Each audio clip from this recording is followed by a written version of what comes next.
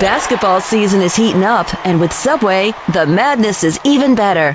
Get your hands on their fresh takes on Italian, like the chicken pizzaiolo melt or meatball pepperoni melt. Subway. Eat fresh.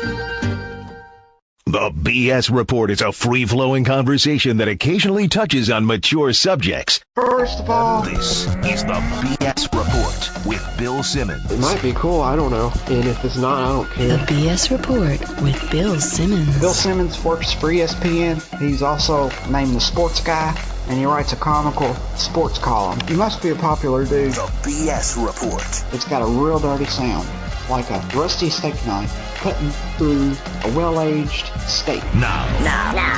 Here's Bill Simmons.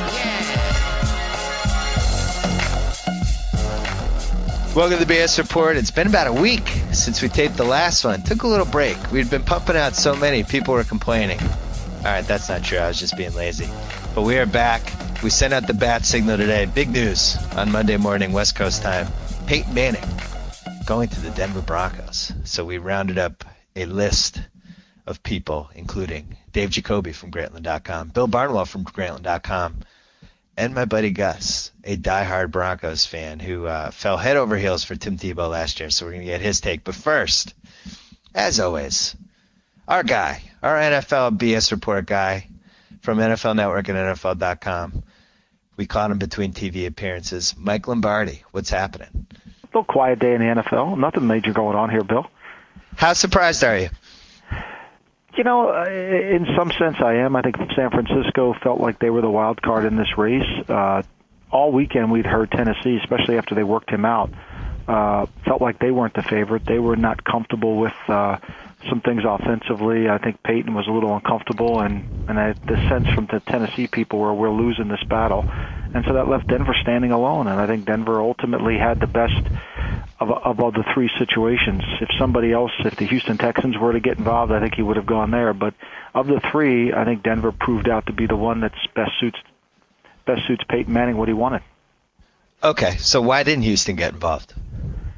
Well, you know, that's always tough to understand teams. You know, that I think they had an affection for Matt Schaub. I think certainly they had some cap restraints. They tried to fix their cap because of the Mario Williams. They couldn't get him back. They've lost some offensive linemen, and I just think ultimately it was too difficult to go through the procedure to cash in Schaub. I mean, my idea was trade Schaub to Washington, give Washington Schaub, and then, you know, get an extra pick and then go get Peyton Manning. But I think it was a little too complicated or too messy, and oftentimes teams like to stay status quo, as you know. Yeah. Well, what about trading Schaub to Miami? It would have been an interesting way to do it too. Well, assuming that Miami could pull a trade-off. Right now what we're seeing out of Miami is just not a lot of nothing. I mean, it's interesting for a team that loves star power. They're not able to get much done, and you know, Miami is the perfect example of confusing hope for a plan. I mean, they're hopeful to get these players, but they never have a plan to get them. Right.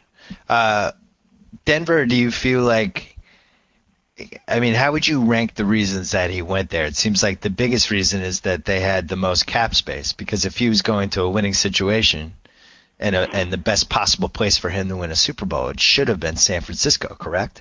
Right, but he's about comfort. He's a creature of habit, and he knows the AFC, and he's prepared against all those teams really well. He had been talking to a lot of head coaches, a couple head coaches in the NFL, a couple ex-head coaches as well, for advice. And from my conversations and talking to some of them, he seemed to like the Denver setup in terms of offensively, the conference they played in. Plus, he was familiar with all the other teams that they played and the teams they were going to play. I think going out to the NFC West was a little bit difficult in terms of trying to learn about all these other teams, plus competing with Eli. I think that's why when you looked at it on the surface, and I've said this from the beginning, Miami had no chance because Peyton was smart enough to realize that for me to get to the playoffs, I got to go through Belichick and the Jets, and I'd rather go through those to get to the Super Bowl, not just to get to the playoffs. So I think that's what precluded Miami. Well, and also you mentioned the Eli thing. I kept hearing that he didn't want to be in the NFC because he didn't want to have to worry about playing Eli in the playoffs every year. If he plays in the Super Bowl, so be it. But to go against him in the NFC playoffs 3 out of 4 years wasn't something he was too excited about. You believe that? Yeah, I do. I think he's considered all those factors. And look, one thing, Bill, we know about this procedure, no one really knows. Peyton was very closely guarded. He was not talking to many people outside of his circles. He had some advisors that were head coaches and still head coaches in the league that he bounced ideas off, but no one really knew what he was doing. And I think it would be just a guess on why San Francisco. I think it was the best football situation if he felt comfortable. But again, it was not something he did feel comfortable with, not because of the people in San Francisco, but just because he never played in the NFC, and then his brother's sitting there. Now, the Niners will tell you that they thought that was the biggest obstacle when they started out, but they also thought that that in their conversations with him, they were able to overcome it. All right, so you switch Manning for Tebow on this Denver Broncos team that we just watched. That was a pretty good team. They weren't the same defensively after Von Miller hurt his wrist or his hand or whatever happened. They were decent defensively until the Patriots shredded them. Offensively, they had to reconstruct everything around what Tebow could and couldn't do. How close is this team to a Super Bowl now? Well, they're a different team now because, look, here's what's going to happen. They're going to get the lead quickly on people. They're not going to play in those slow-down games where it's going to be 13-10 going in the fourth quarter or 17-14 or one score away. I think what you're going to see with Manning is a much, much more sophisticated passing game. They're going to build a lead, and then they have two predominant pass rushers, and their defense is going to be centered around being able to be much like the Colts once they get the lead to add to the lead. Now, I think what they have to do is go invest in some corners, go invest in some secondary people, but they'll know with Manning, if he's the Manning of 2007, 2008, they'll get a lead rather quickly. They'll be able to play from in front, and playing defense from in front is a lot different than playing from behind. So they set up defensively perfectly for them. They're not going to have to play or box in the middle of the ring anymore. They can jab and flow and get the lead, and I think that benefits them because they're set up to do that. But he's not the Manning from 2007. He's the Manning who the last time we saw him was in a playoff game, and for the first time it really looked like he was afraid to get hit. And now he has 4 neck surgeries that we know about on his resume. He might even have had more than that.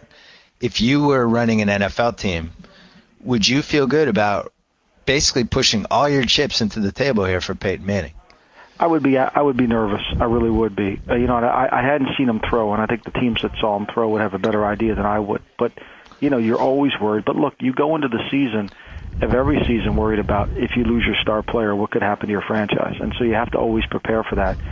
And I think it's a risk that Denver felt worth taking because if they were going to ever move on from the Tim Tebow era, they're going to would have to do it with a substantial player. And I think this allowed them to move on. We all know, as much as they want to say they don't, we all know they didn't want to play football the way Tebow plays football. Yeah. So this allowed them to move and change their organization. And for that and for the benefits that they have, I think it was too much for them to overlook. Where does Tebow go? I think Jacksonville's the best landing spot because he's home there, and Jacksonville's got to be smart enough to realize that you have to make a football decision and a business decision. He can go down there, he can compete, he'll bring some toughness. And, look, let's face it, owners are in the business for selling tickets, they're in the business for selling jerseys, they're in the business for enhancing the franchise, and I think Jacksonville right now has no real star power, and I think if you bring him in there, you'll improve your toughness, and you let him compete. Nobody says you have to give him the job. Just let him go in there and compete and see what happens. I thought they should have drafted him. I thought they should have traded for him, and now I really think they should trade him. I mean, if you're Jacksonville, what else can you do to be relevant? If you become Tebow's team, that becomes your identity. I know, and I said it on the podcast 2 years ago when Michael Vick was a free agent. That would have been the guy I'd gone after. Jacksonville needs somebody to create some sense of of excitement for their fan base. I mean, since Coughlin left, there hasn't been that excitement. There hasn't been that kind of mantra that they can cling to. And whether it's Tebow or not, I don't know. But I think the football people in the Jacksonville building will fight this to the bitter end because they don't want Tebow. But I think Tebow brings more to your team than just selling jerseys and selling tickets. I think he brings a sense of toughness that you could usually use and let him compete. That's what he does well. Plus a guy who, what did he go, like 9-2? 9-2 basically down the stretch? 10-2? I don't even remember, but made the playoffs, won a playoff game. It's not like he's Jacksonville's a schmuck. Defense, it would help their defense. They don't have receivers, so with Tebow fits perfectly. I mean, I know they just gave Laurent Robinson a $7 million, it's a huge deal, but he does fit for what they want to do, and he'll bring some toughness, and he'll make people compete. I mean, if you're Blaine Gabbert, bring him. Now you're going to have to show us what you really have. I think the best thing you can do for your football team is to enhance the competition. Chad Henne's a competitive guy. He's going to be there early every day. He's a gym rat. Tebow's going to be a gym rat. It'll make everybody better. Does it say you have to play him? No, but why not give it a shot? Well, we're expecting a team to be rational after they just spent $32 million on Laurent Robinson. So, tough question. Miami. What would stop Miami from entering here when you remember that Miami-Denver game when all those fans showed up for Tebow? Like, wouldn't Tebow give them an identity that they don't have? Well, I don't know. Tomorrow, I'm told from some Miami people that they're going to be a protest in front of the Davie Complex down in Miami about what's going on this off season. And somebody sent me a tweet saying, wow. Hey, relax, the off season isn't over yet. Well, I mean, yeah, it is over because who are you going to sign? Are you going to sign Alex Smith to a huge deal? Alex Smith might look good for the Niners, but I don't know if he's going to look good for the Dolphins. So yeah. I don't know what the plan is. I do know what the plan is, and here for Dolphin fans, you're not going to want to hear it, but here's the plan. They're going to rebuild their team. Jeff Ireland is in the last year of his contract. He wants to try to convince the owner he's going to rebuild the team. He'll get a contract extension, and once he does that, then he'll be able to rebuild the team. But if the expectations are too high to win right now and they don't win, then he doesn't get his contract extension. So I think what's happened is to lower expectations, hire a young head coach, and convince everybody we're building the program up. And what happens is while you're doing that, you're losing people and you're losing confidence around the league.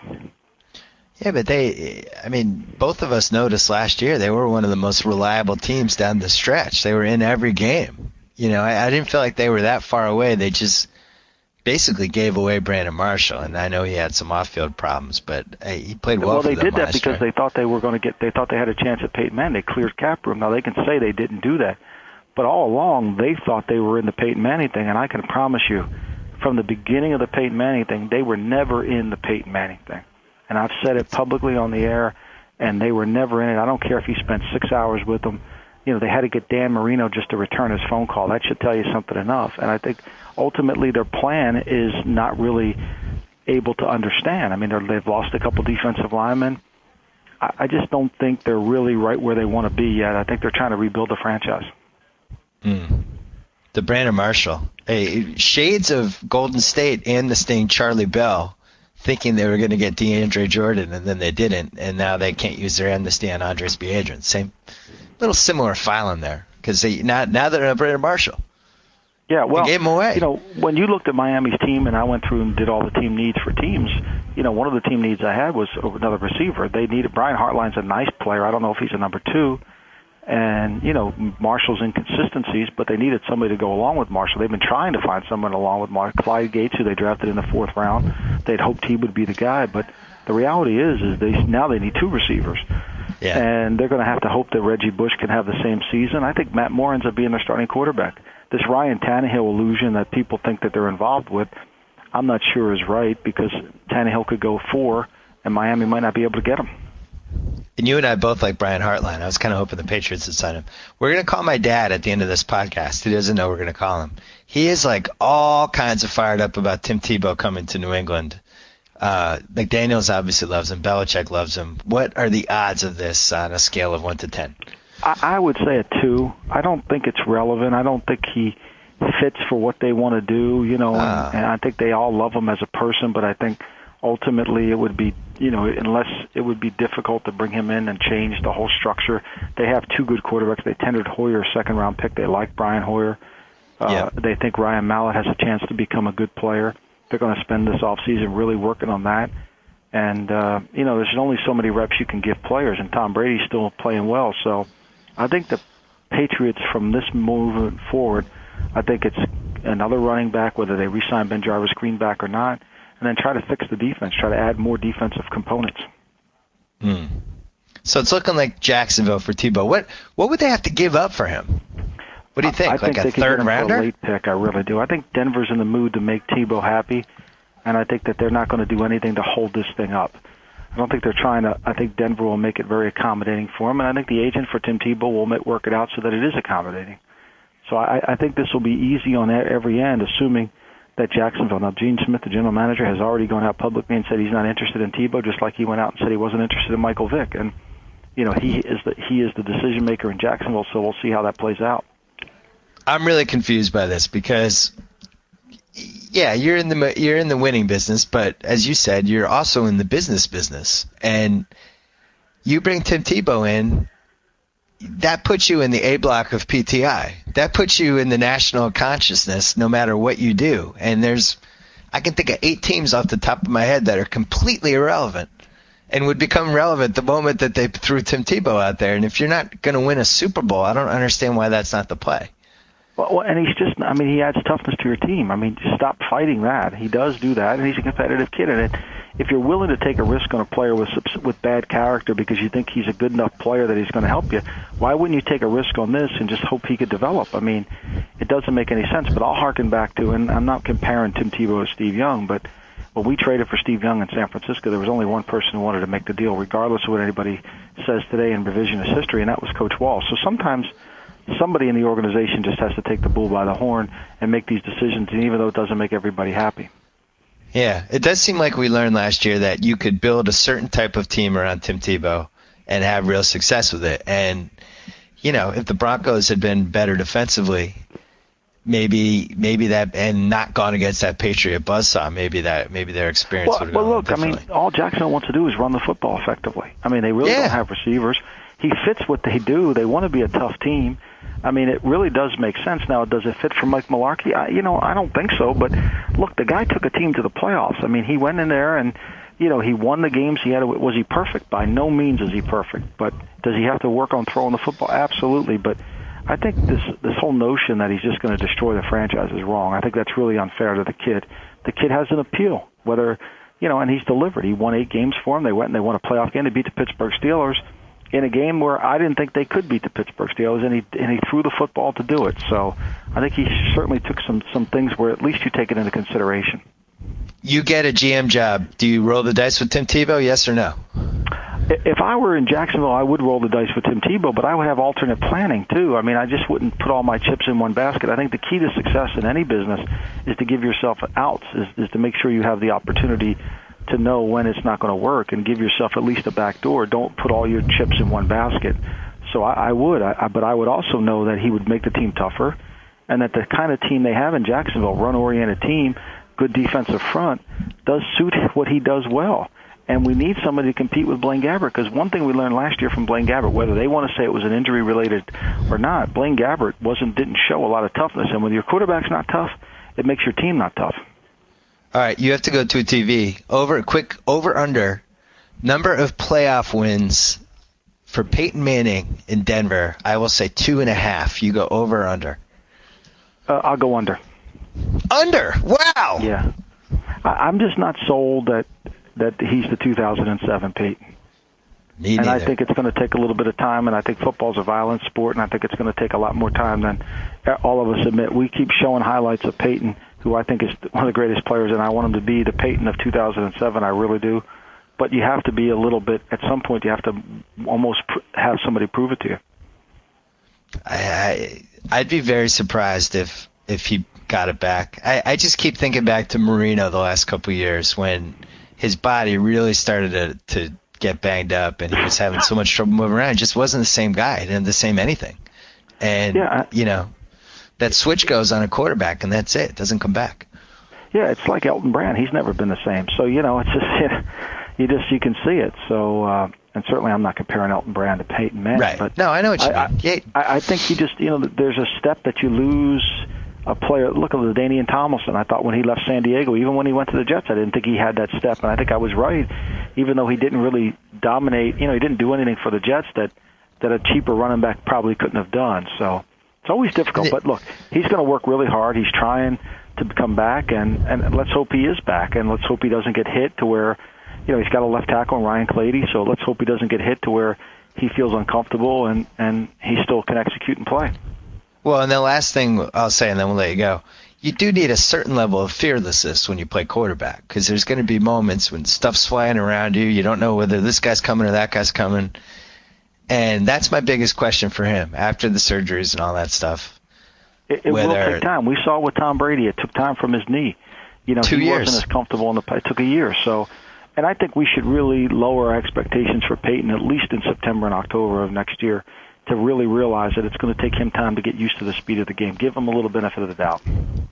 And, the lingering lesson here is this is ultimately a really good thing. The Broncos are much more interesting. Tebow hopefully goes to Jacksonville. Suddenly I'm really intrigued by that team. Might You know have two who's the fun happiest teams. of anybody? CBS Sports. Oh my They God! get a 4:00 Western Time Zone team for the East that they can show. We will have Peyton Manning at every 4:00 window. So that really helps CBS out by him doing that. Mike Lombardi, we will. I guess you're just on NFL Network for the next 72 hours straight. I am the Jerry Lewis of NFL Network. I'm on a telethon. Good luck. Thanks for hopping Thanks, on. Bill. Bye-bye. All right, not everybody knows a Denver Broncos fan, but one of my best friends happens to be a Denver Broncos fan. He's been on the BS Report before, and now he's in the ESPN newsroom, and he's giddy. He's Gus Ramsey. How you feeling? The fake crowd noise. Wow. I took a victory lap around the newsroom. People are shaking my hands like I've done something. I'm being congratulated. It's a glorious, glorious day. That's always the best when your team does something and people congratulate you, even though you're not on the team. Yeah, those are the best ones. Yeah. Well, I have to ask, how's the Tim Tebow? I have to ask. I'm a little rattled. I'm rattled. How's the Peyton Manning era for you? Oh, it's great. It's great. I have no reservations whatsoever. This was a move that had to be done. I go back to the fact that I think because John Elway runs the team, that he was never comfortable looking at Tim Tebow as a quarterback, just because in Elway's mind he has a vision of what an NFL quarterback is, and it's not Tim Tebow. You could hand me a mashed potato with 4 wheels on it and say it's a car. No, it'll drive, and I could watch it drive down the road, but it doesn't look like a car. I just think Elway can never get past the fact that Tebow doesn't look or play like a traditional quarterback, and he needed a guy that does, and he got one of the greats. But how cool would it be to have a mashed potato car? That would be awesome. You could fill it up with gravy. Really cool. Gravy's got to be cheaper than gasoline. So, what do you think the Broncos? Just out of curiosity, what do you think the Broncos are going to do with the knife that they plunged into the Son of God's back? Just out of curiosity. I think you do one of two things. You either clean it off and auction it. Maybe sell a brand, like a whole line of them on QVC, like the Ginsu knife. We'll call it the Bronco knife. What about putting it in O.J. Simpson's golf bag? Could that work? That would be fun. And dumping it at Chicago Airport. I would recommend that plan, actually. You could engrave it and give it to Skip Bayless, or just send it off with Timmy to the Dolphins. It's part of the trade. What's your bigger concern right now? The 4 neck surgeries for Manning, or the karma, from a karma standpoint, going against Tebow after all the goodwill and the good karma that he brought to the team last year? There's no C in this equation. Because I'm not really worried about either. But I would be more and you know me, I'm a big karma guy. I would pick the neck surgeries, just because my fear would be one hit would put an end to it all, and it could be the Peyton Manning year in Denver could last a quarter. I think Denver will do everything they can to put Tebow in a place where he'll have a chance to compete and be a quarterback, or at least be a player. So look, this is big boy football. I think every player knows coming in, it's a business, and one day you're going to be our favorite son, and the next day you're going to be somebody else's. It's just the nature of the beast. It was kind of a brilliant move by the Broncos to go after Peyton. It was really the only out that they had to get out of this Tebow thing. Right, we said this 4 months ago, that Manning's the only guy who could come in, and Bronco fans would be like, Timmy, we love you, really. Everything you did, everything you do, you're a wonderful human being. Yeah. You beat the Steelers. You gave us a lifetime great moment in that playoff game. But it's Peyton Manning. Yep. I'm guessing, based on polls I saw, like the Denver Post last week, 70% of the fan base was okay with this move. So 70%? I would have thought it. So the reservation, if I was a Bronco fan, the Tebow thing, whatever, the karma we joke about, but you can't make your moves based on that. But the 4 neck surgeries to me would be the big concern, because it's a position where you get tackled.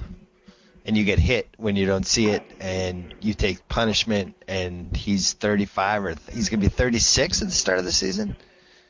Somewhere in there. He's in the mid-30s. But I don't know. I just think that... Yeah, but Manning's, he doesn't get sacked. So that's part of it. Is just, I was just reading this stat our research people put out. It was something like in 1,000 more dropbacks, Manning still got sacked fewer times than Tebow. Really? Yeah. So he just gets rid of the ball, and he'll be able to avoid a lot of those hits. Who's he throwing to? He's throwing to Demarius Thomas and Eric Decker, and if there's any money left over, maybe it'll be Mike Wallace. Oh. Yeah. Whoa. I hope it's not Mike Wallace. They're getting crazy. If there's money left over. What about Reggie Wayne, his old buddy? He re-upped with the Colts, 3-year deal. Oh, somehow I missed that. Oh, that's too bad. That was like late Friday, I think. Oh. So, and we drafted a pass-catching tight end last year who got hurt and missed a lot of the season. But, they could still bring in Dallas Clark, speaking of injured.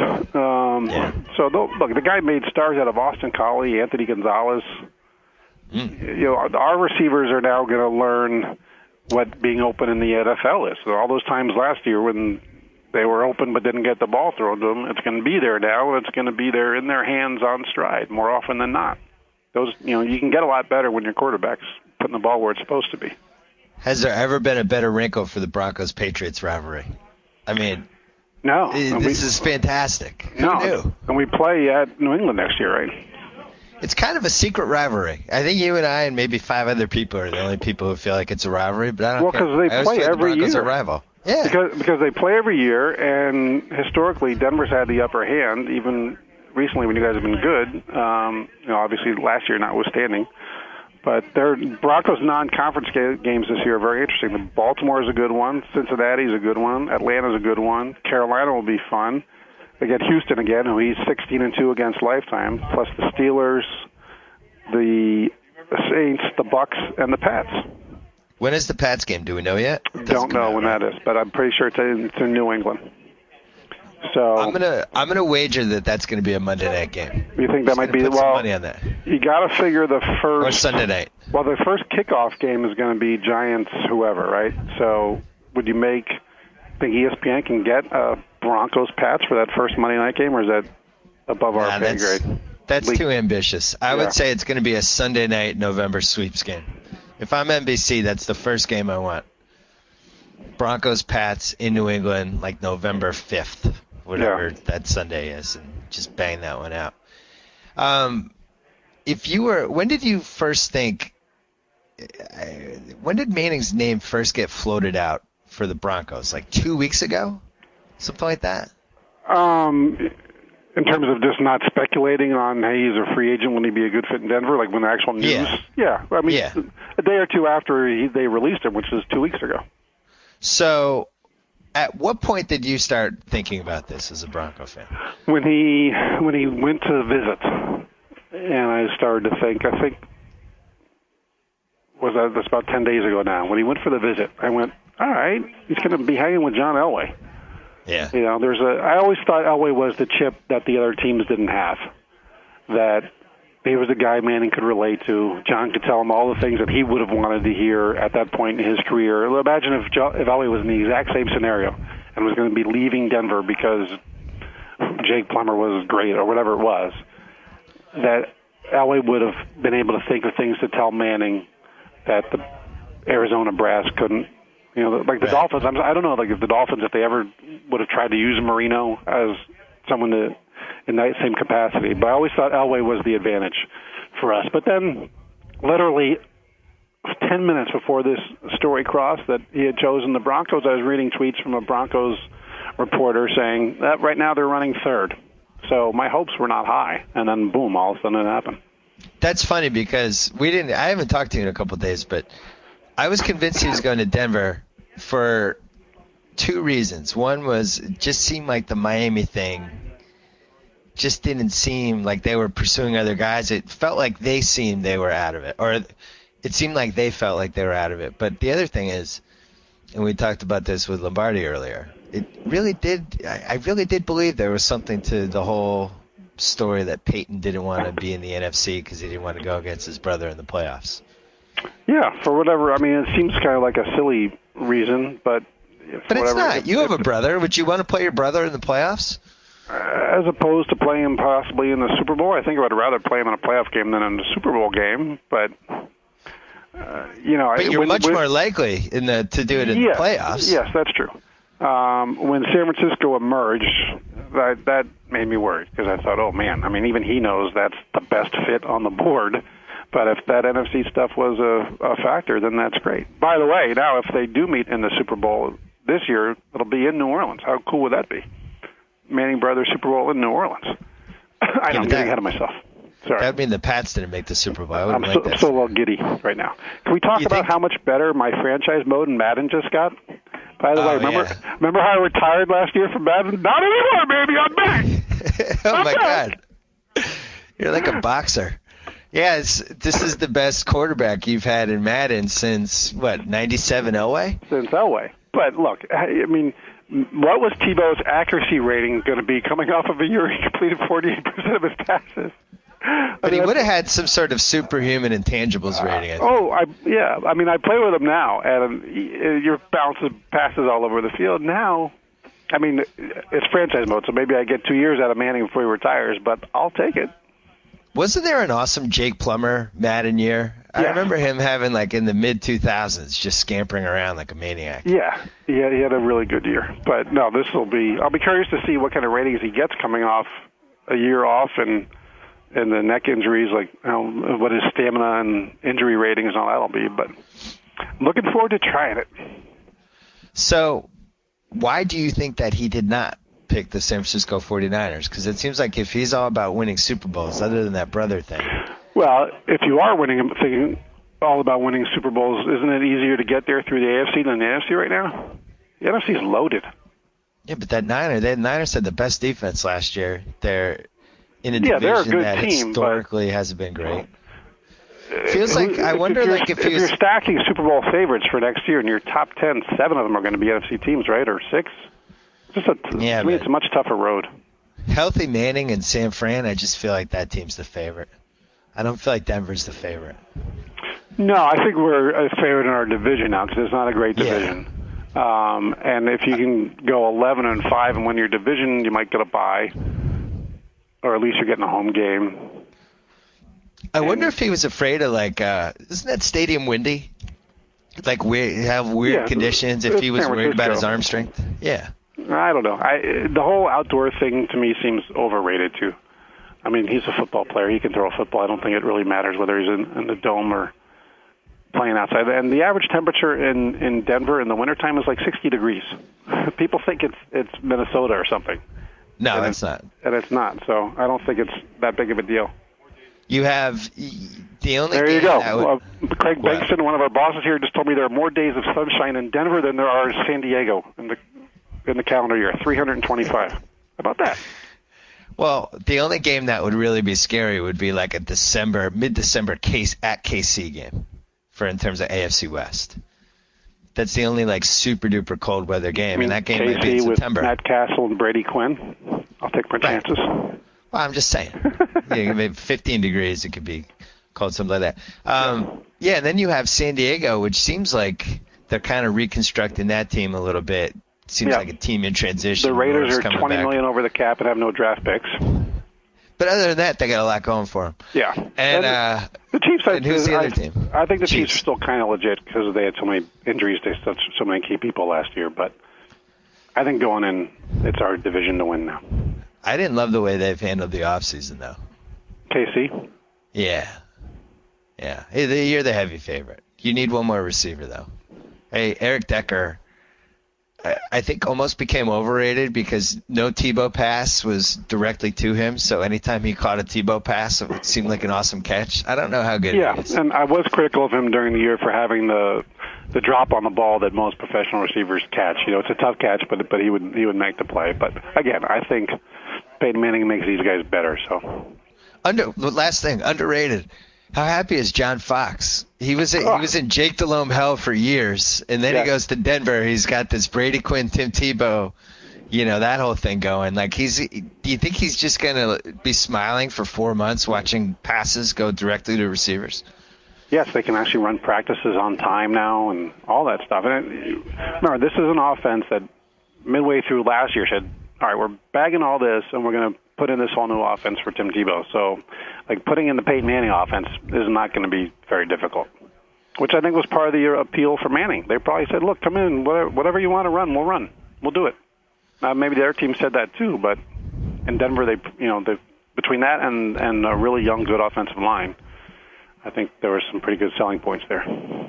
Well, I'm happy for you. Here, can I ask you, this is a tough question somebody asked me. Do I get the Peyton Manning jersey? I almost feel a little bit like it's cheating on John, but John's the one who brought him in. Nah, you don't get the Peyton Manning jersey. I'm leaning no, just because it's this weird too, right? Also, there's a chance it could end up looking like the Montana Chiefs jersey and kind of be in that phylum of weird jerseys that we look back 10 years later and go, ooh, remember that when Manning played for the Broncos? I was leaning no. I think I still am, but I feel like who's your best defensive guy? Von Miller? You're a Von Miller jersey Dimmerville, champ. Von Miller's the safest bet. If you're buying a jersey, it's got to be somebody you know is going to be there for 10 years. That's why I always get the retro ones, because John Elway won't ever be anything but a Bronco. So Champ Bailey's is not a bad one either, because he'll probably retire as a Bronco. Yeah, you're right. The throwback jersey is the best purchase, because that guy's the era's already happened. Yeah, he's not going to be traded now. You're locked in. I remember I went to a Celtics-Knicks game like right before the trade deadline. I was going to get my daughter a Celtics jersey because she likes the Clippers a little too much right now. I was working And I realized that I was afraid to get everybody's jersey because I didn't know if anyone was going to get traded. So I backed off. Yeah, that's why the throwback is always the way to go. Anyway, so you're thinking worst case scenario is Marino the last couple years in Miami. Middle scenario is Montana with the Chiefs because they were good with him that 1 year. Yeah, they were. Yeah, but they're Favre with the Vikings, maybe like about I mean, they really came within a first down of making the Super Bowl. I would say that's kind of the upside, and then the upside is making the Super Bowl. Yeah, I mean, I would still – you're better with the odds than me, but to make the Super Bowl, to win the AFC, they're probably still like a 12-1. Is that too high? 10-1? Yeah, that what usually happens is people overreact and bet the odds down. Yeah, but don't look at it that way. Just on the face of it, what do you think they are? I would say they are probably 12-1 at this point. Maybe lower, maybe in the 10-1, 12-1 range. That'd be actually a fun game to play with Cousin Sal. Yeah, but you're the favorite to win that division, I think, which is the first time that anyone other than San Diego has been favored in that division since God knows when. What, 2005? And we're also going to shatter the record for fewest audibles called in one season to most audibles called the next. Well, I do wonder if maybe that was part of the reason he didn't want to go to the Niners, because Harbaugh is such an offensive guy, and maybe Manning's like, ooh, I like this Broncos situation. I got a defensive coach. He'll leave me alone. The entire offense will be for me. Yeah. Et cetera, et cetera. And just kind of that's the old be your own boss. Kind of. Well, I'm sure Mike McCoy will come in and say, all right, Peyton, what do you want to do today? Congratulations. Good luck in Madden. Thank you. Great day for all Broncos fans. We might have to go to that Manning-Brady game. I feel like we might have to be there in attendance. All right. Sign me up. See ya. See ya. All right, bringing in Bill Barnwell from Grantland.com. He is actually writing about this Tebow thing right now, and we're making him double dip. Normally I hate when people do this, but we'll try not to step too much on what you're writing for Grantland today. But how surprised are you on a scale of 1 to 10? By the Manning news, I think, if this had happened out of nowhere, if it had happened before, we'd all heard all the news about the Broncos and Manning, I'd say it would be an 8 or a 9 because I didn't really see them going for a veteran quarterback. I kind of thought they'd be more interested in a young guy, maybe an RG3. But now, they were kind of the best option of the three teams left. You could see the Niners, you could see them having a better team and maybe making the case to go all in for 2012 and really try and win, in a 1 or 2 year window. But the Broncos have a ton of salary cap space. They're a young football team. They have a lot of weapons on either side of the ball, and I think Manning could make them significantly better really quickly. So you think – to me, I feel like San Fran is they would have been the favorites if they had gotten Manning and if we knew he was healthy, because they had the best defense last year. So you don't think that was the best football option for him? In a vacuum, yeah, but I think that the things they would have had to do to fit Manning in under their salary cap, especially over the next couple of years, as some of their younger guys get contracts, it would have been extremely difficult, if not impossible. Again, in the terms of a Madden trade, if there's no salary cap, sure. I think San Francisco's the better place for him. But the Broncos really have some options. They have, a couple young receivers who are pretty talented. They have a very good offensive line, which is obviously really important when you have Peyton Manning under center. And sure, the Niners defense is really good, but the Niners defense missed, I think, 7 games from injury last year. They're not going to be as good next year as they were this year, and they're going to be a good defense, but I don't know if they're going to be the kind of dominant unit that we saw in the playoffs last year. All right, let's say you were running a team. Would you roll the dice with a guy who has 4 neck surgeries? If the contract terms are right, sure. You have to, unless you have a guy at quarterback that you can sleep, that you can sleep easy at night knowing he's your guy. You have to consider it. I mean, this league is about that. I'll play it simple. If you don't have that guy, you have to go out and try and find him.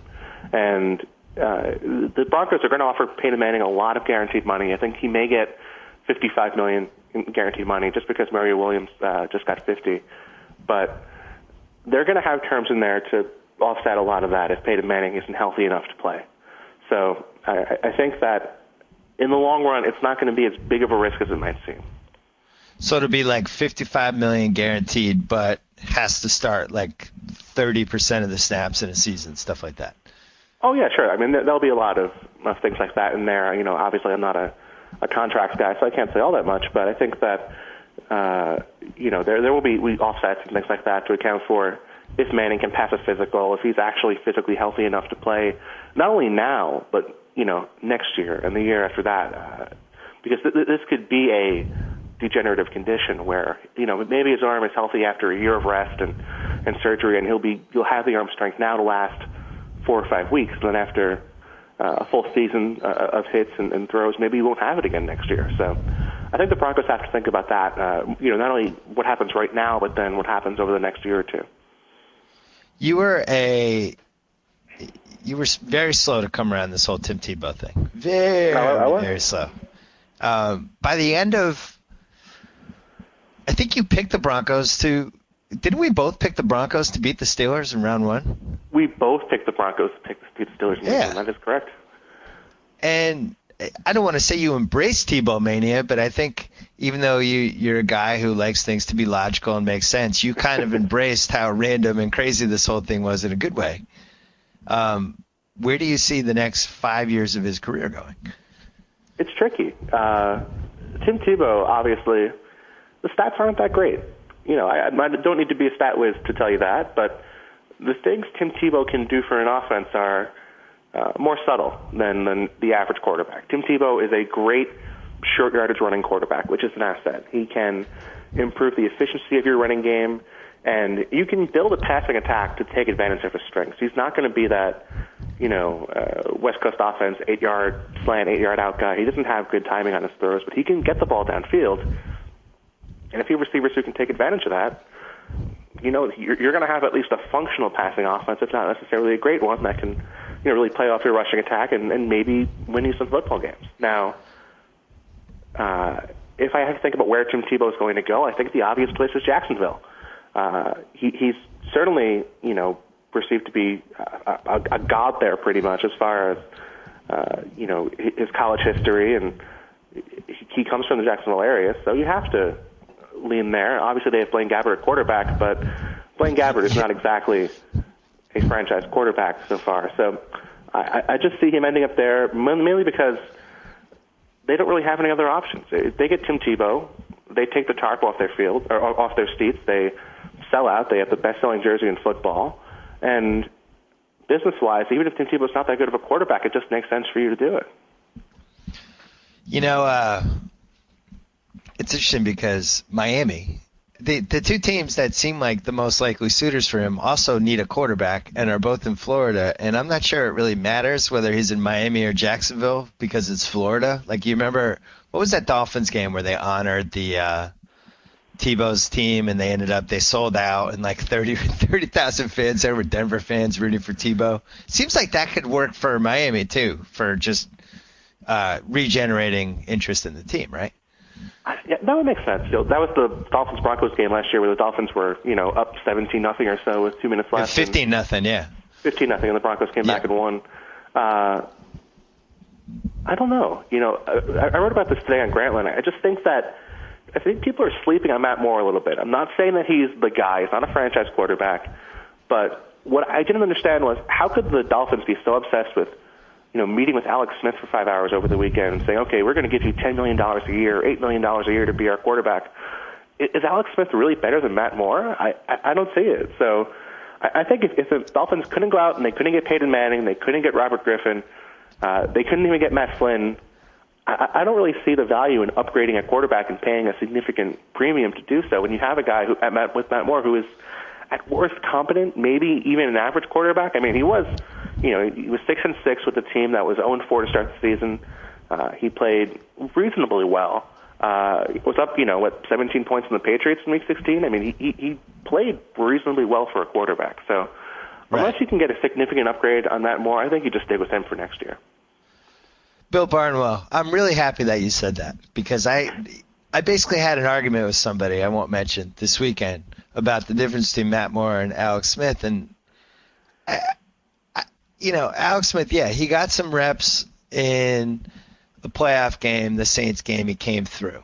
So, you can't say that about Matt Moore. I thought Matt Moore played pretty well the last 10 games. I thought the Dolphins in general played really well the last 10 games, and I'm not sure quarterback was the problem with that team.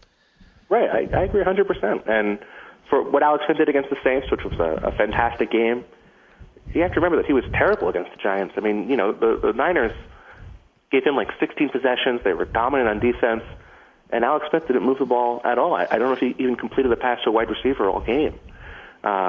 He reminds me a lot of Matt Castle from 2010, where he had that fluky low interception rate, where he, didn't turn the ball over. They played a hyper-conservative style. And even if you're going to play that conservative of an offense, you can't avoid turnovers that frequently. When you can't avoid turnovers that frequently, you're not really worth very much as a quarterback because you can't offer much more. So if you want to give Alex Smith $3 million and have him be your starting quarterback, I think that's fine. But if you're going to commit $30 million to him over 3 years, if you want to commit $36 million over 3 years, which is what he's reported to be wanting, I just can't see that. He's just, he's no different than Matt Moore. He just happened to be in a better situation last year.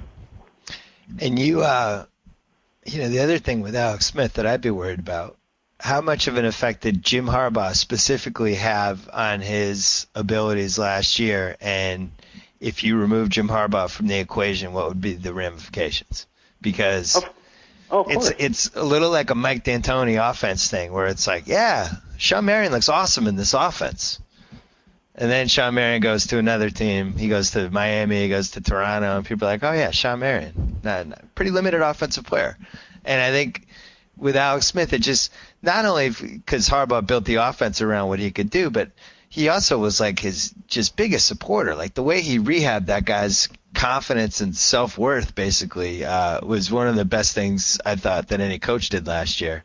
Now you're throwing him in Miami with a big contract as the quote-unquote savior. I'm not sure that's a great situation for him. Oh, of course. I think it's even worse than Sean Marion. I think you're being a little harsh on Sean Marion to compare. Yeah, you're probably right. I'm thinking more like Boris Jaw. Boris, yeah. Yeah, as far as, who Alex Smith might be in that situation. But absolutely that stuff matters. I mean, Alex Smith went from being, basically held up by Mike Singletary on the sidelines for slaughter to being the guy in San Francisco again and getting treated that way. The Niners, I was a little surprised they came out and actually negotiated with Peyton Manning. I think they should have. But, he's going to go back there next year, and it's going to be awkward. Right. And if his interception rate does bounce up, like I think it's going to, if he starts playing a little worse, I think you're going to see more problems next year. So I don't one think question, though. Hold on, quickly. But I also think that San Francisco might not be as great of a fit as it might seem right now. Wait, do you really blame Alex Smith for that Giants game? I mean, look at the receivers that he had in that game. Who is he going to throw to other than Vernon Davis? Once they were like triple teaming Vernon Davis in the second half, where else was he going to go? Michael Crabtree. Come on. What do you mean, come on? Stop That's it. What, top 10 pick? Stop you can't it. get open? Please. Come on, Bill. Stop I'm not saying that They had the worst receivers in the league. But what? You're ridiculous. They had the worst receivers of any playoff team in that game. Even Denver's receivers were better. Yeah, I agree. But I'm not saying that he had to throw for 300 yards. He just had to be competent. He just had to be, middling to win that game because the defense gave him such good field position. And he couldn't even, he didn't take up a single third down all game. I'm not saying he was great. I'm just saying, it's a lot easier to throw to all the bad receivers that he had when you're going against that terrible Saints defense. But when you have that Giants defense coming at you with bad weather, wasn't it bad weather? It was semi-bad weather. It wasn't great weather. I'm going to let you hang out on that one. I don't remember what the weather was like in that game, but you give a guy 16 possessions, he can't pick up a single third down until the final play of the fourth quarter. I'm going to say it's him. I don't remember Eli having a good game in that game. It was good enough, from what I remember. It's good enough. The punts kept hitting the Niners kick returner in the leg. Come on. So do you think this is the first time maybe in 7 years that the Broncos have now become the favorite in the AFC West? Remember last year, the Chargers were about minus 300 to win that division, and they ended up losing. Minus 350. I wagered on it, buddy. I had them in a parlay. It killed me. So I don't want to be too sure about it because I think it happened in the AFC West. And the Broncos were not an 8-8 team last year. By advanced metrics, they were, a 5.5 win team, I think. Yeah. So they have a lot of work to do. I still think they need to upgrade. They need to get maybe another cornerback if they want to go out for Tracy Porter or somebody like that. They need not another wide receiver. They kind of need a pass-catching tight end. I could see them maybe going out for Dallas Clark. But they really need to add a couple more parts beyond Peyton Manning. But I wouldn't say a prohibitive, 3-1 favorite like the Chargers were last year, but I think they are the favorites in the AFC West for sure. What was your favorite? You've been writing about the free agent moves all week on Grantland, doing a over-the-top effort, by the way. I really appreciate it. What was your favorite move so far in this first week of free agency, other than the Manning thing? Someone I was really harsh on, someone who I think was a little overvalued, was Deshaun Jackson. And I think that the Eagles locked him up. They gave him, $15 million guaranteed on a 5-year deal, which is just, it really shows what you do when you're a good organization versus a bad organization. I mean, you have the Redskins giving Pierre Garçon, $21-22 million. You have, the Jaguars giving Laurent Robinson $13 million in guaranteed money.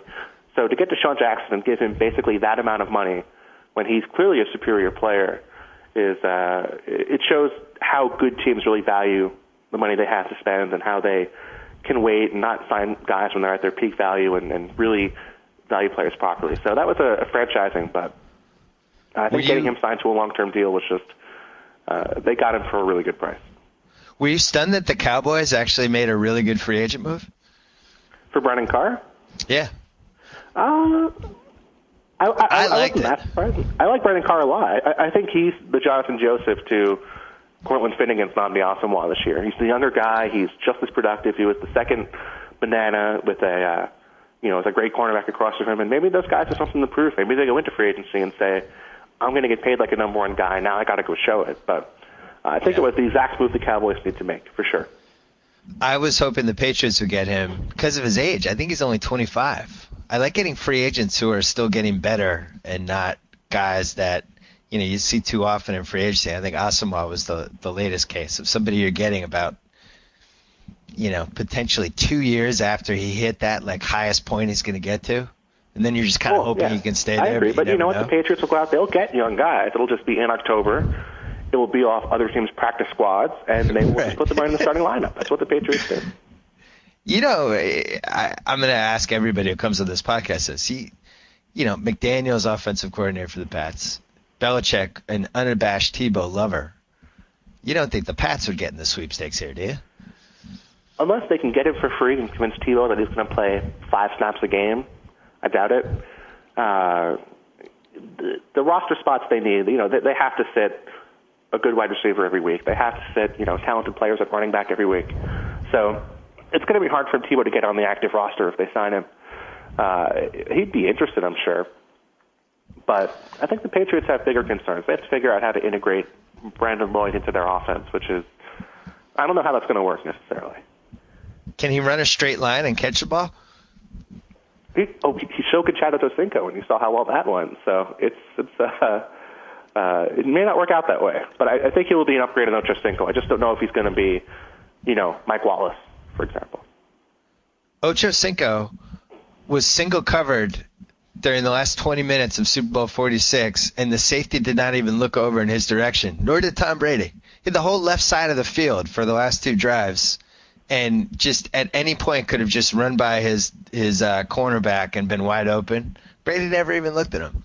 Like, at least the safety will have to glance over in Brandon Lloyd's direction. That's an upgrade, I feel like. He can always go out and get Michael Crabtree. I hear he's a pretty solid number 1 receiver. Stop it. Are you stunned that nobody went after Mike Wallace? I mean, at least make the Steelers sweat it out and have to pay him or match or whatever you need to do. But I don't understand. You did a nice thing when you broke down. You did these free agent books for us where you tried to write about the player like an agent would write about them. So you talked up all their good points. But within that was a really good point about Wallace's stats with Roethlisberger versus when Roethlisberger didn't play. And if you look at it that way, man, that guy's stats were as good as almost anybody in the leagues. I don't understand why people didn't come flying after him. Right. I don't know whether it's the league kind of frowning on them, giving big money offers to restricted free agents. It kind of felt like that might have happened, which is collusion and is illegal, but still may have happened anyway. It just doesn't make any sense. If you're a team in the second half of the first round, especially if you're the Patriots where you have, your pick is at the end of the first round, wouldn't you rather have Mike Wallace than whoever you're going to draft? And, again, a guy who's 25, who's going to be, young, emerging into not only a good player now, but a better player as he gets older. I just don't understand it. They can afford it. They could fit him under the cap. They can give him $13 million or whatever during the first year. It just reeks to me of something beyond the sheer economics and the sheer playing situation, because he'd be a significant upgrade for the Patriots. I mean, it just makes total sense. But for one reason or another, no one's even considered offering him a bid, which is very surprising to me. Well, let's talk about this. Has there been a restricted free agent signed? No, not that I can think of. I mean, if there has been, it hasn't been a prominent one. And I mean, there's very few. I mean, the last one that stands out to me as a really obvious one was Wes Welker. Oh yeah, you're right. Belichick, who doesn't care about rules. That's so what I've heard. But it just I can't fathom it. I can't fathom that some team's going to go to the 29th pick of the first round and they're going to say, well, we're so good at drafting that we're more comfortable drafting, this random player who we're going to give a few $1 million to than bring in Mike Wallace to our veteran team that just made the playoffs and, having him as a number 1 receiver for the next 5 years. I mean, what else? Are you really going to find a guy who's going to produce more than Mike Wallace has over the past couple of years, or who you can think is going to produce more than Mike Wallace over the next 3 or 4 years? I just don't see it. Or somebody who seemed to be more wide open on longer passes than him. It would seem like twice a game he would be open. There were so many times this year where I bet on the Steelers. I remember there was one Bengals game where Mike Wallace was open by 5 yards and Ben Roethlisberger just missed him. Yeah. It depends. I don't think Mike Wallace going to Jacksonville, for example, and playing with Blaine Gabbert would be very useful. But if you're the Patriots and you have Tom Brady and you need a guy who can get open downfield, I just don't see it. I mean, would you rather have another cornerback who the Patriots are going to cut in 2 years? Well, here's the thing. If they were redistributing that money and putting it somewhere else, then that would make sense. But, they did it the usual Patriots way where they try to cut corners. They got Brandon Lloyd, who I like, on a really good contract, but I don't understand why they don't go for the kill sometimes with free agency. For instance, I think they could have gotten Steve Smith before the Cam Newton pick, maybe for 2 number 2s, something like that. They never seem to want to go and get an elite guy. The only time they ever did it was the Moss Welker year, and that worked out. They came within 1 first down of winning the Super Bowl. I'm not sure why Belichick is so hesitant to go after these big guys. I think Adalius Thomas was the only impact free agent that he's tried to sign in the last 6 years. Do I have that right? Yeah. I think Adalius Thomas and Rosie Colbert are the 2 players. Otherwise, And they didn't work out, and that was it. But, both of those signings, it was a little bit like the Asamoah thing where you caught those guys kind of after they had already peaked and you were hoping to keep them on that peak. I don't think that's a reason to stop signing marquee free agents. Right. I think it's more about signing the right guy as opposed to signing just a big name guy. And if you look at what the smart teams do, you look at what the Patriots do, look at what the Eagles do, they generally only go out and shop at the top of the market and the very bottom of the market. But the Patriots have kind of stopped shopping at the top of the market. So pretty much all they do is go out and try and find these Trevor Scott guys, these really versatile but not really great at anything players, and plug them in and hope that they can play roles with the young draft picks the Patriots have. But it just seems like Mike Wallace made perfect sense. I don't understand it. Well, I'm sure the Steelers fans are happy. Who's your favorite free agent that's still out there? Beyond Peyton, I like Curtis Lofton. I think middle linebackers are kind of their situation's really depressed. There's so many of them out there that none of them are getting bites. They might have to all take one-year offers, but I just think Curtis Lofton's an inspirational guy, a great run stopper, one of those guys that really made the Falcons better, who they chose to move on from. I just think that if the Eagles got Curtis Lofton, it would make so much sense for both players. I mean, the Eagles need a guy who can stop the run, who can make tackles, wrap up in the front seven. Lofton's a great 4-3 middle linebacker, but I think he wants more money than the Eagles are willing to pay for any linebacker. So it sucks for them, but he would be the perfect fit, and I think he would turn their defense into a really ferocious unit. So I think he's the top guy left out there for me after Manning signed. All right, you need to go back to writing your thing. I already took too much of your time, but quickly. Predictions. Alex Smith to the Niners. There's no way that the Dolphins are going to take him away now that Peyton Manning's off the table. They'll give Alex Smith, whatever he wants for 3 years, probably $30 million, and the Dolphins will not have a significant shot at getting Alex Smith. Tim Tebow to the Jaguars. Come on. Tavares Jackson to is the UFL still running? Stop it. Tavares had some good moments last year. I wagered on a couple of them. He played a half of a game where the Seahawks beat the world champion New York Giants at home. But Tavares, where's Brett Childress coaching now? I like Tavares. I thought he played hurt for most of the year. I thought he was actually pretty good and gave them a chance to win. Him and Joe Webb are two guys that I think could have moments. Joe Webb is another level of player above Tavares Jackson. Joe Webb is. Oh, you think he's a rich man's Tavares? Yeah. Tavares is like the 40th best quarterback in football. How do you get Joe Webb? Is he restricted? Like, Joe Webb is somebody I would be like coming after hard if I ran any team. Joe Webb was terrifying. Joe Webb is like an awesome Madden quarterback. So he's great. He for sure. I mean, I think he's restricted. I think he's restricted next year. So he may have a couple years left, but I think he's better than Christian Ponders so far. When I was watching the Vikings play and they brought in Joe Webb and I was betting against the Vikings, I was very upset. Right. Yeah, I remember there was one Lions game he came into and just completely flipped it. The other guy that I think Lombardi always talks about, Brian Hoyer, and that's somebody that it seems like all these names getting floated. Like, why would you spend $35 million on Alex Smith when you could just get Brian Hoyer for $2 million? Like, if you're just thinking about it shrewdly. Like, if you're the Dolphins, you're not going to win the Super Bowl pretty much whatever you're doing if you're not getting Manning. So why not try to the important word there is out? Shrewdly, and the NFL teams don't think shrewdly. They think in an incredibly panicked manner. They think about how they have this money burning a hole in their pocket and how they can spend it as quickly as possible, how they find one guy they want and they just want to spend out more than everyone else to get him. Right. But if I was the Patriots, I would go to those teams that were interested in Matt Flynn and I'd say, okay, here's the next Matt Flynn. You can pay $10 million for him in free agency, or you can give us a second-round pick for him right now and get him for, $2 million for 1 year, like you said. Right.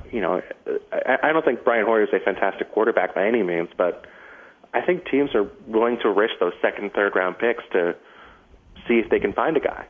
So absolutely, if I were the Patriots, that's exactly what I would do. Bill Barnwell, go back to writing. Thanks for stopping by the BS Report. Thanks, Bob. All right, now we're bringing in the world's biggest Tebow fan, or one of the 500 million biggest Tebow fans, the czar of reality TV, Grantland's own Dave Jacoby. Czar, walk us through your emotions right now. This is ridiculous. There's a few things that I feel. I mean, there's the emotional, and then there's the professional side of me, and it doesn't add up on on either. It doesn't make any sense. I don't know what the Broncos are doing. When you have something like Tebow, when you have a human being like that, you don't let that human being go. You just don't. What about the karma? I asked my buddy Gus, diehard Broncos fan, who did fake crowd noises on the podcast. He was so excited. I asked him, "Are you worried about the karmic ramifications of turning your back on Timothy Tebow?" He did not seem to be that concerned. Should he be concerned? I'm not only concerned for the Broncos franchise as far as the karmic implications of trading Tim Tebow and picking up Peyton Manning. I'm concerned about the city of Denver and the state of Colorado. There could be an earthquake. There could be biblical plagues. We don't even know what the karmic implications are going to be, but they're not going to be good.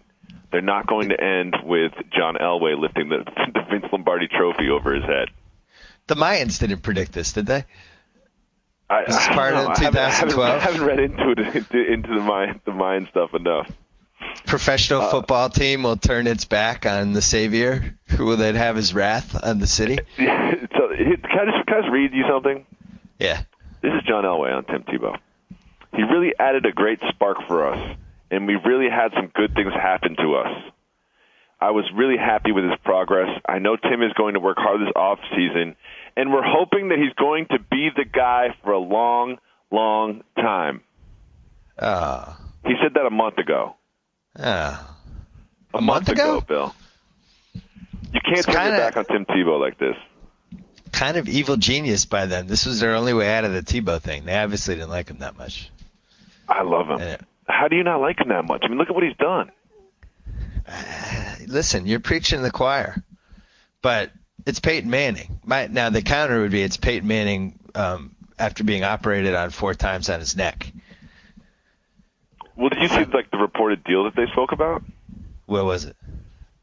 It just says, this is something that they spoke about. 5 years, $95 million, but they don't say how much that's guaranteed or what the what the implications are as far as roster bonuses. Probably a whole bunch of performance bonuses. Yeah. But 5 years of Peyton Manning is not happening. Do you know what is happening? 5 years of Tim Tebow. I don't understand why you would replace Tim Tebow with anybody.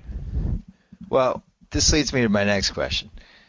I was very upset with you last season about the fact that you were a Patriots fan, but you basically dumped the Patriots for Tim Tebow. And It got to the point that I really worried about where your loyalties were when the Patriots and the Broncos played in that playoff game, which I did not watch with you, and I have a feeling you rooted for a team that was not the Patriots. I did not sit next to you at the Super Bowl because I just felt like Tebow had just corrupted you as a Patriot fan. Now, the door is open for Tim Tebow to actually come to the Patriots here. Bill Belichick has loved him forever. The Patriots could potentially position him as a backup QB / H-back / goal line guy. Like, if anyone was meant to use Tebow exactly the way he should be used in football games, it's Bill Belichick. He would definitely be. He would be the starting safety on opening day. He'd just be all like, yeah, that's true. He played 9 different positions. With this, maybe this was the destiny. Tebow tested your faith in the Patriots, and now he comes to the Patriots, and you love the Patriots more than ever. Well, that's a hypothetical road that's tough to go down, but I do want to discuss fandom with you for a second because you've got this uber loyalty to your team. But I look at sports the other way. Is I just follow my heart, and when I'm watching that game, when I'm watching Tebow behind center in the National Football League, my heart's right there with him, right behind the center, calling the cadence. That's where my heart is. So I don't care what team he's playing on the other side of the ball. I'm in on Tebow. So that's where you and I differ. Okay. But if he went to the Patriots,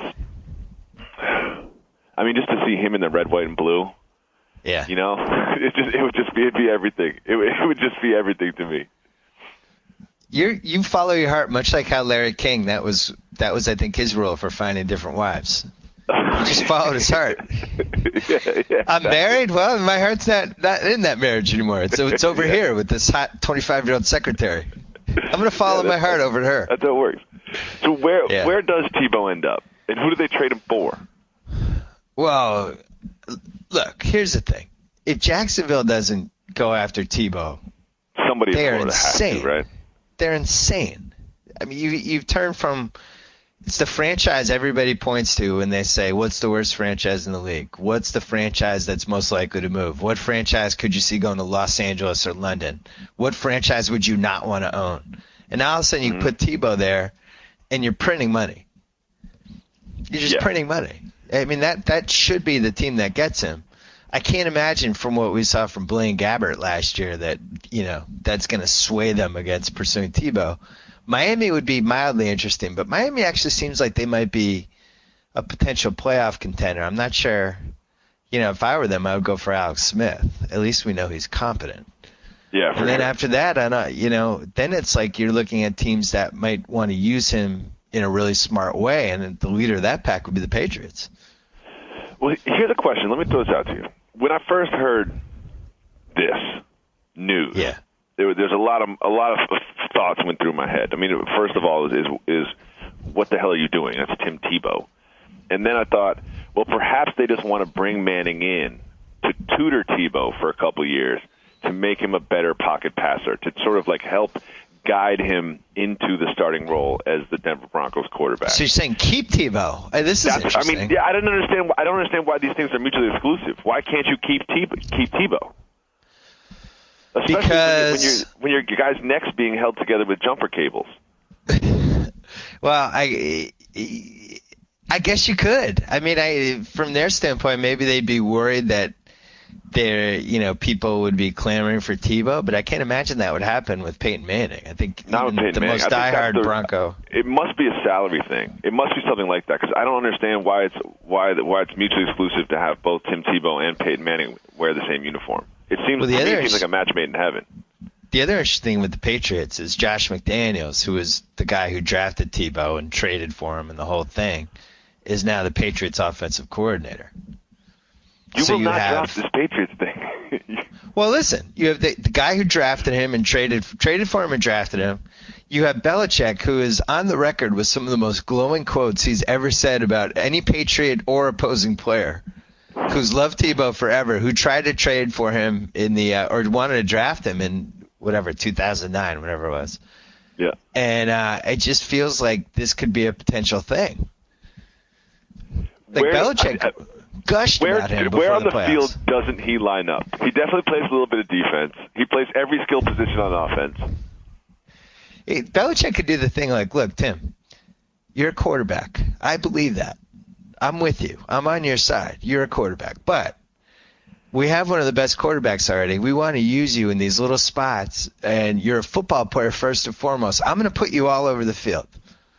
I'm gonna have you at strong safety. You're gonna be my H-back. I'm gonna run weird trick plays for you. There you are in the slot. Yeah, we're just gonna use you. You're just gonna play. You're gonna bang bodies. You're gonna play. You're gonna be my fullback in goal line situations. Yeah, I'm getting excited for Tebow. Yeah, I hope this happens. Plus, we have 40 draft picks. I'm concerned. I'm really concerned about the people of Denver. As you know, last year I went there and I got to know them a little bit, and their faith in Tim Tebow was just blind. And I don't know if the people of Denver and the fans of the Broncos can just turn on a dime like your friend Gus. I'm really not sure. Yeah, Gus. I think Peyton Manning has a few bad games and things don't go right. I think there'll be some people saying, why do we have this old man playing quarterback for us when we had one of the most captivating sports personalities that ever happened? I don't like when people get operated on when they play sports for a living, just in general. And it doesn't really matter the body part. But if you have an area of your body that's been operated on 4 times, it's just hard for me to believe that anybody would give this person a total clean bill of health. I think that's a fair point. Also, I think people they underestimate the impact of operations. They cut this dude open and did stuff in his spine neck area a couple times, and then put him back together. And then we're like, okay, kid, get out there and play some football. That's not normal. Yeah. Quickly, Walking Dead. Yeah, really I haven't seen the finale yet. Oh, okay. Didn't watch it. Went to go see 21 Jump Street instead. Challenge season finale coming up.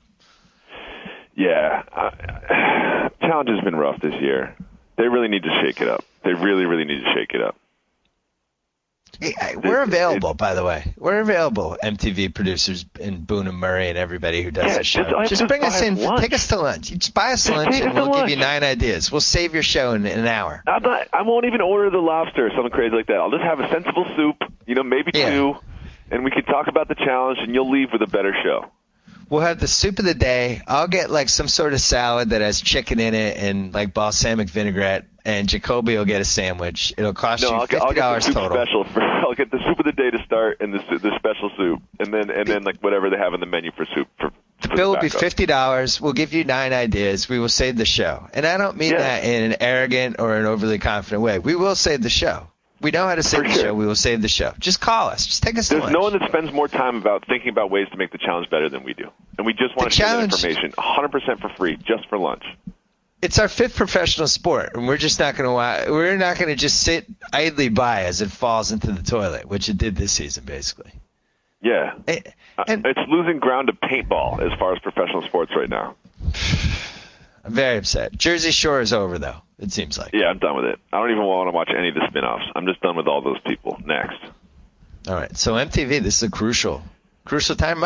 They're much in the position that the Denver Broncos were in here, where you have to make a decision to go all in and try to rebuild, yourself as a contender right away with a really big move.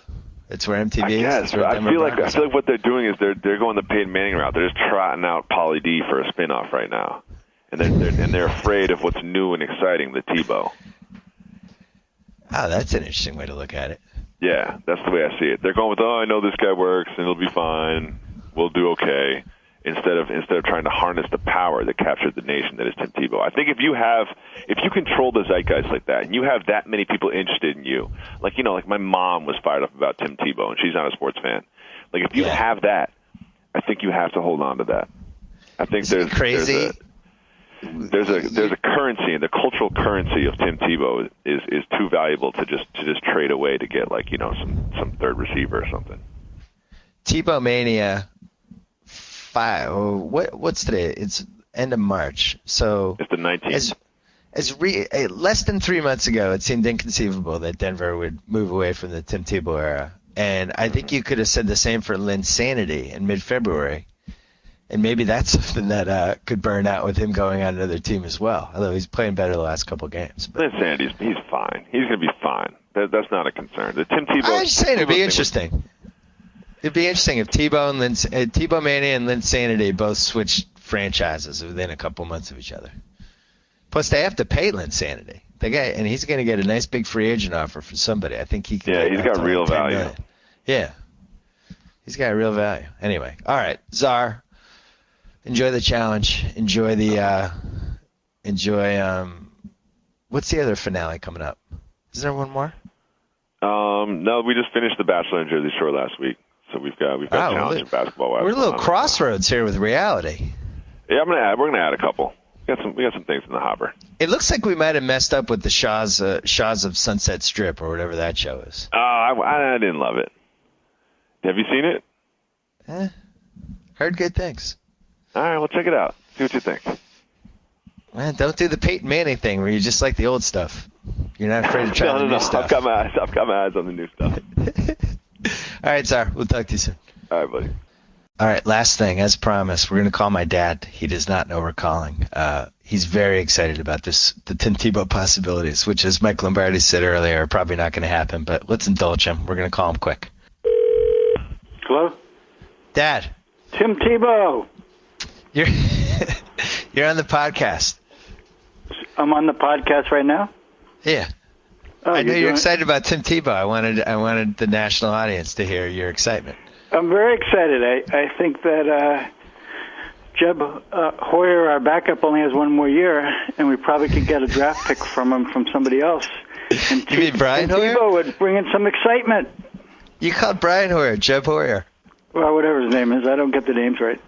At least you I could. So you're saying trade Brian Hoyer with the draft pick? We only have him one more year anyway. Get a draft pick. With the draft pick for Tim Tebow. That's your recommendation. And whatever else we have to throw in there. I think that can you imagine the excitement and also the opportunity for him to learn under Belichick and Tom Brady?